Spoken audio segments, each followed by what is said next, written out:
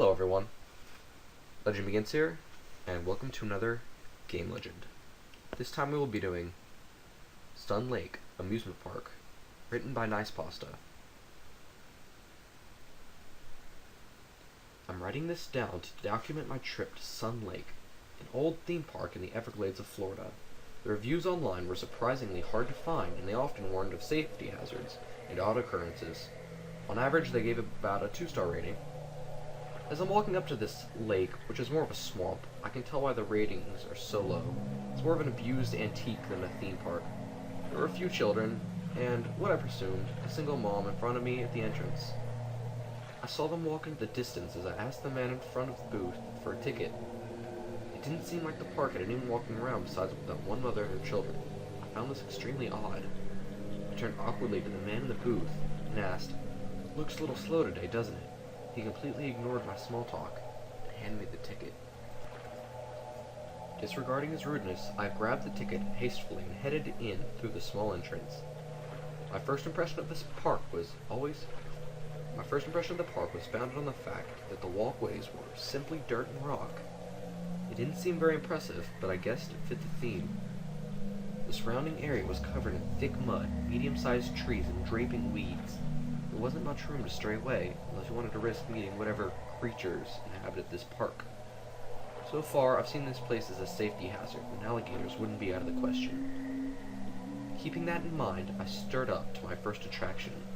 I was wondering how safe the torchlit house would be. "Hello? Is anyone in here?" I stepped into the entrance of the ride, grabbed a plastic toy torch from a steel bin on the left of the doorway, and pushed the on button. It gave me a dim light that illuminated the small hallway in front of me. I slowly walked forward with a firm footing, expecting someone to jump out of every corner or small crevice. A few minutes in, I started to realize there was nothing and no one to scare me.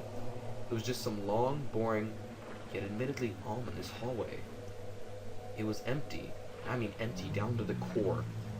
It was still drywall, and you could see where it had been put together, almost like it had been stripped. This couldn't have been acceptable, and at this point, I was just wondering how the park hasn't gone bankrupt. I shrugged and began to question myself aloud as I made my way to the next ride. The wacky water boat. Oh God, was I excited for this. I looked into the boat and saw that this time the mother and children would be joining me. Still no staff members or ride attendants to assist us, just me and this weird little family. This weird little family that, just like the ticket seller, didn't pay a hint of attention to me. In fact, they just stared blankly off the boat, peering around me and into the murky distance. I decided, since I've already been rejected once, it would probably happen again with these freaks. I sat in my seat, and the boat started moving automatically. Huh. More the wacky, crap flinger, I murmured to myself.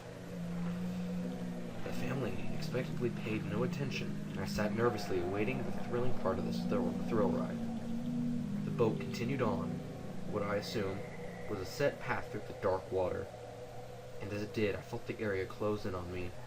The trees in this area were more scraggly and bitter, almost as if they were clinging on to life in a moment of death. The water was mainly mud.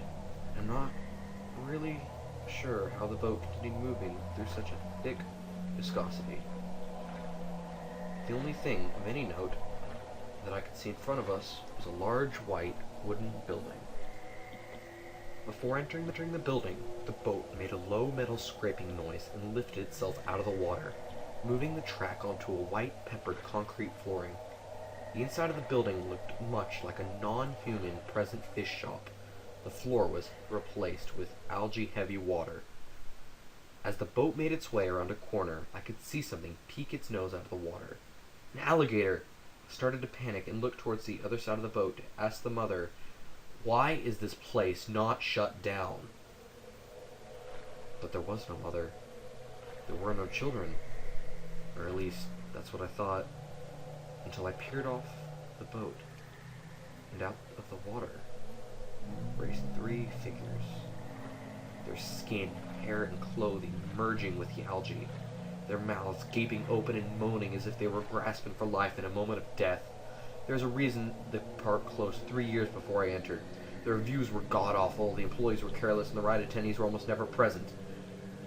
That allowed 2 arguing children and a distressed single mother to be consumed by Sun Lake.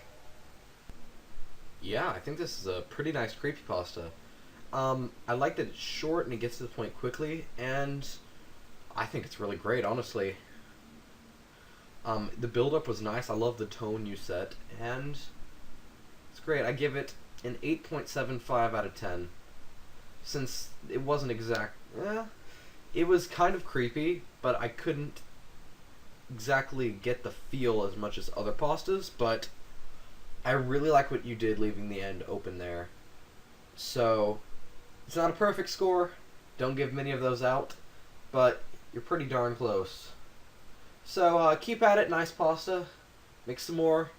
I'm loving them. I'll post more if you send me some more. Probably. I'll figure it out. So, yeah. And remember, don't go to Sun Lake. Be careful around amusement parks. Don't get eaten in swamps. And it's just a legend. Right?